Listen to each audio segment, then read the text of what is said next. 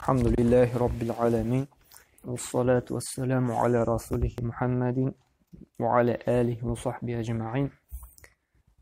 Бүгінгі вағазыбызда Алла Субхану ва Тағаланың кішілер тарафына берген ике зор нияматы турында сөйләшербез. Һәм шушы нияматны Пәйғамбәребез әйтте, қадірін білмейләрді, яки шушы ике ниямат белән алдаланаларды. Һәм бу хадис безнең Бухари һәм Муслим җыентыгында, Бухари җыентыгында килә. Сахих хадисләрдән инде Ибн Аббас исемле сахабадан Пәйғамбәребез әйткән: "Ниъматан мәгъбунун фихима кафирун минан нас". Ике ниямат бар ди. Һәм күп кешеләр ди, күпчелеге ди, шушы ике ниямат белән алдалана, яки шушы ике нияматның кадерен белми ди. Беренчесе нәрсә ди? Ас-сиххат вал фарагh ди. Беренчесе ди, ул сәламәтлек ди, һәм икенчесе ди, буш вакыт ди. Менә бу хадистан аңлашылганча галимнәр әйтә, менә шушы Аллаһ Тәгаләнең безгә биргән сәламәтлек һәм буш вакыт, ул шулай ук ниъмәттән тора. Аллаһ Тәгаләнең ниъмәтенең бер өлеше. Ниъмәт булгач, менә шушы буш вакыт, сәламәтлек, без аның кадерен белергә тиешбез һәм Аллаһ Тәгаләгә шөкер итәргә тиешбез инде. Сәламәтлекнең нинди кадерле нәрсә икәнен инде аңлатып торасык, шулай бит инде, моны бөтенебез дә белә. Әгәр дә сәламәтлек булмаса, бер нәрсә эшлисе килми, шулай бит.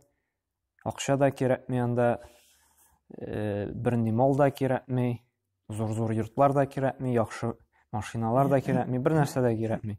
Бары тик шушы сәламәтлек кенә кирәк. Мәсәлән, аягың сынып анда өйдә ятасың икән, син анда 1 миллион акча китереп бирәбез дисәләр дә, нәрсә дисең, кирәкми миңа, түзүк аяк кына булсын иде дип әйтәсең, уйлыйсың. Чөнки беләсең син, әгәр дә аягың йөрми икән, син ул акча белән бер нишләп булмый. Әмма дә ләкин шушы сәламәтлеген, кадерен без югалткач кына беләбез.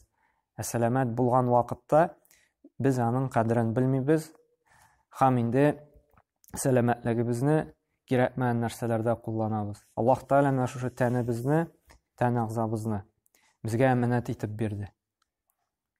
Шушы тән агзалары белән инде җисемебез белән изгелекләр кылыр өчен, җәмгыятькә файда китерер өчен, Аллаһка итаат кылыр өчен бирде. Һәм шушы сәламәтлегебезне, тән агзабызны без кайгыртырга тиешбез. Нәрсә ашыйбыз, нәрсә эчәбез, бөтенесенә дә без хисап кылырга тиешбез. Шушы тәнебезгә халал ризык керәме, халал су керәме? Әгәр дә инде без анда харам ризык салабыз икән, харам ризык эчәбез икән, без Аллаһ Тәгалә безгә биргән әманәтен үтәмибез.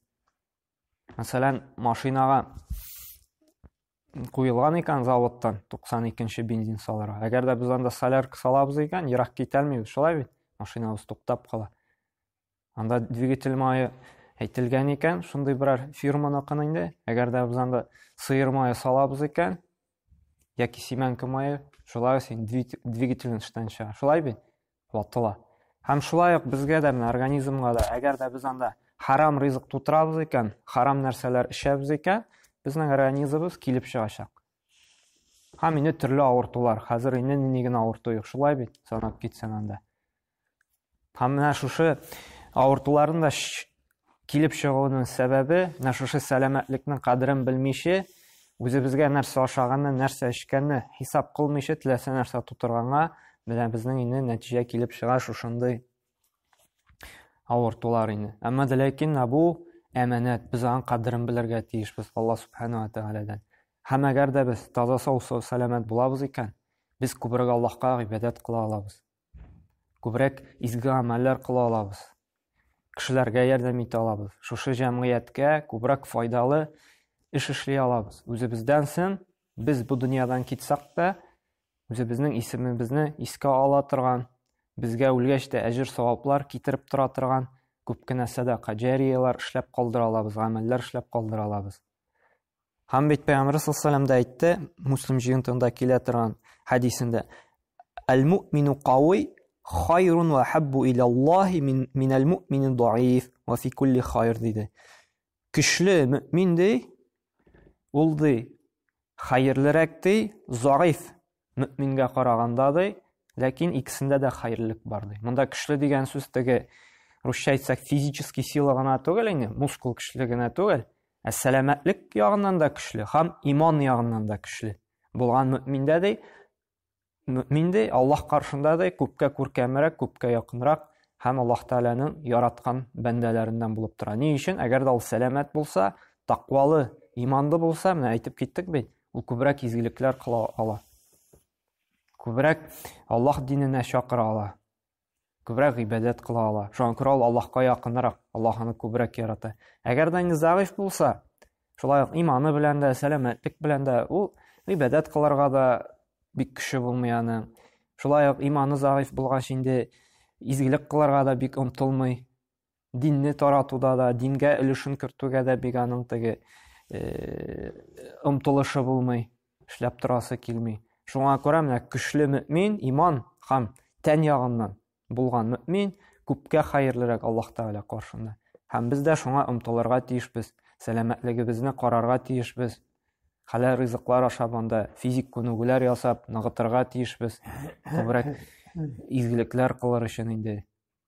Һәм ашаганда да хәзерге көндә менә бит инде бар ризыклар төрле химиялар белән тулган анда. Хәләл булса да сәламәтлегебез әманәт булганга күрә biz менә шушындый химия ризыгыннан булдырылганча тыелырга, ярага тиешбез. Чөнки ул бәрабәр безнең тәнебезгә зыян китерә, зыян сала. Хәләл булса да кайбер менә шушы химия белән тулган кайбер ризыклардан үзебезне тыярга кирәк. Хәләл дип инде бөтен нәрсәне дә инде тутырырга кирәкми, бәрү карарга кирәк.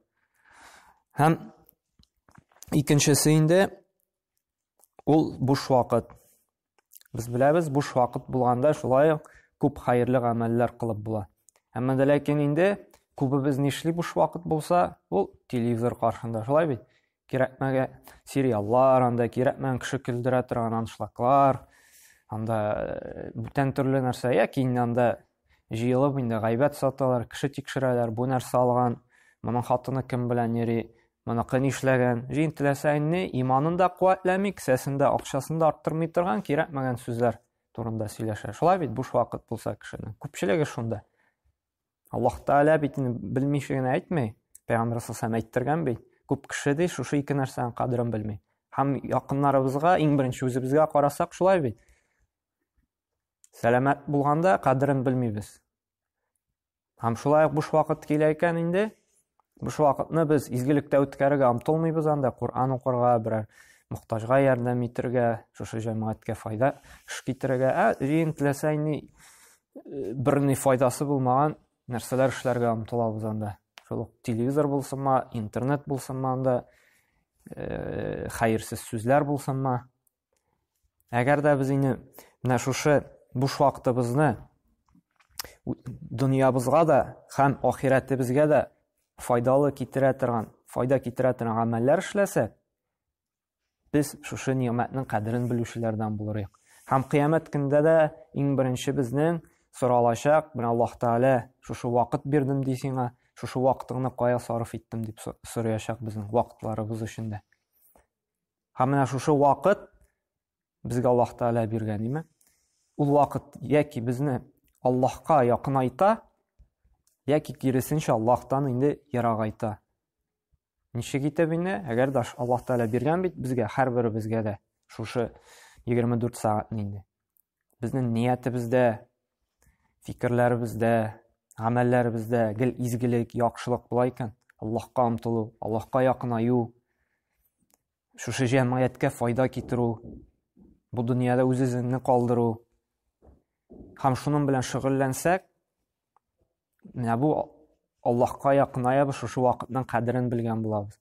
Ә киресенчә булса инде, уебызда анда начарлыклар, кадерен белмәү вакытның инде изге гамәлләр кылудан ерак булсак, менә бу Аллаһ Тәгалә безгә биргән шушы вакытның кадерен белмәгән булабыз. Һәм шуңа күрә Аллаһ Тәгаләдән тауфиқ сорарга кирәк, менә шушы сәламәтлекнең дә һәм вакытның да кадерен белергә. Һәм гел үзебездә көн сайын хисап кылырга тиешбез нәфсебезне. Менә Аллаһ Тәгалә бүген миңа бер көн бирде, бер вакыт бирде. Мин шу вакытымны нәрсәгә сарыф иттем? Аллаһ риза булырлык берәр гамәл кылдыммы? Яки киресенчә Аллаһның ачуын чаратырган гамәлләр кылдыммы? Аллаһка якынайта торган берәр изге гамәл кылдыммы? Яки киресенчә Аллаһтан ерагайта торган, Аллаһның ачуын чаратырган гамәл кылдыммы? Ашаган ризыгым халал булдымы? Сәламәтлегемә зыян китерә торган ризык булмадымы? Дип көн сайын йоклар алдыннан без үзебезгә хисап кылырга тиешбез. Шушы Аллаһ Тәгалә биргән ниъмәтләрнең кадерен белдек Аллаһ Субхану Тәгалә каршында. Һәм кыямәт көненә кайткач, шушы ике ниъмәт өчен без җавап бирә алачакбызмы? Тирә-якка карасак, күпме инвалидлар бар, шулай бит. Кемнеңдер анда аяклары юк, коляскада гына утыра. Кемнеңдер күзе юк, күрә алмый. Кемнеңдер куллары юк. Бар шундый кешеләр гомумән паралич алган, селкенә дә алмый, ятып кына тора. Аны кеше ашата, кеше киендерә, кеше юындыра, ятып кына тора, бер нәрсә эшли алмый. Ни өчен шундый инвалидлар, шундый көчсез кешеләр бар? Ул безгә гыйбрәт өчен, без уйланыр өчен. Аллаһ Тәгалә безне гафиллектән уятмакчы була. Менә шундый кешеләр дә бар. Шундый дәрәҗәгә дә төшә аласың син, тәкабберләнеп йөрсәң дип. Кайтты, тәүбәгә килде, изгелекләр кылды. Тәкабберләнсәң дә, менә шундый халәткә калуың да бар дип, Аллаһ Тәгалә гыйбрәт бирә менә шушы кешеләр өчен. Аяк акыллылар өчен бу безгә бик зур гыйбрәт, менә шушы инвалидлар, менә шушы параличланган кешеләр. Менә без уйланырга тиешбез. Аллаһ Тәгалә биргән шушы сәламәтлекнең кадерен беләбезме? Һәм шулай ук тирә-ягыбызга карасак, бик мәшгуль булган, бер вакыты булмаган кешеләр көне-төне чабалар, шулай бит. Ашарга да вакытлары югалар, йөргәндә генә ашыйлар. Менә бу шулай ук гыйбрәт. Бу шулай ук гыйбрәт безгә Аллаһ Тәгалә әлхәмдүлилләһ безгә вакыт бирә, мәчеткә килеп намазларыбызны укырганда, гыйлем алырга, гаиләләребез белән булырга, моңа шулай ук кадерен белергә кирәк. Нинди генә буш вакыт була икән, тырышыйк аны Аллаһ риза булган гамәлләр кылырга. Кураннар укыйк, гаиләбезгә шушы динебезне өйрәтик. Гыйлемебезне арттыру өстендә эшлик. Һәм башка төрле бик күп санап бетергесез изгелекләр кылып була шушы буш вакытларда инде. Әгәр дә менә шушыларның инде кадерен белсәк инде, Аллаһ Тәгалә безне бәхеттә, тынычлыкта, иминлектә яшәтәчәк инде. Һәм менә шушы әйттек бит, кешеләр аны ашарга да вакыты гел чаба йөри дип. Әгәр дә кеше менә дөньяны максат итеп куя икән үз алдында инде, Аллаһ Тәгалә менә шушы бәрәкәтен ала вакытында. Әгәр инде кеше Аллаһка якыная башлый, аңа вакытында да бәрәкәт бирәчәк. Шуңа күрә менә вакыт бердә булмый башлый икән инде, шулай ук уйланырга кирәк. Без Куранны калдырганбыз, Куран укуны. Без изгелек кылуны калдырганбыз. Чөнки Аллаһка якынайган сайын Аллаһ Тәгалә безнең вакытыбызга бәрәкәт бирәчәк. Вакыт булачак безнең. Шуңа күрә Аллаһ Субхану Тәгалә тауфиқ хидаят бирсен инде, шушы ниъмәтнең, ике ниъмәтнең кадерен белеп инде, үзе риза булган гына изге гамәлләр кылып яшәргә инде, һәм барчабызга Аллаһ Субхану Тәгалә тауфиқ хидаят насыйп әйләп, фирдәүс җәннәтләренә керергә насыйп әйләсен. Субханакаллаһу бихамдика ва ашһаду ан ла илаһа илля анта астагъфирука ва атубу илейк.